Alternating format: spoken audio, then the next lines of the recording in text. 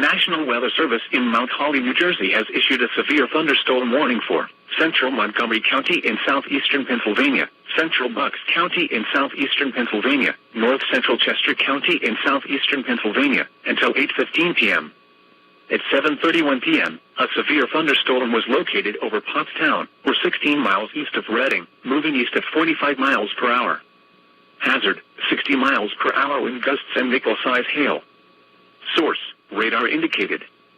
Impact, damage to roofs, siding, trees, and power lines is possible. Locations impacted include Pottstown, Lansdale, Ferguson, Doylestown, Hatboro, Souderton, Bedminster, Collegeville, Royersford, Chalfont, Trapp, Hatfield, Dublin, Linghorn, Schwenksville, Iveland, Green Lane, Fricks, Springmount, and Rickboro. For your protection, move to an interior room on the lowest floor of a building.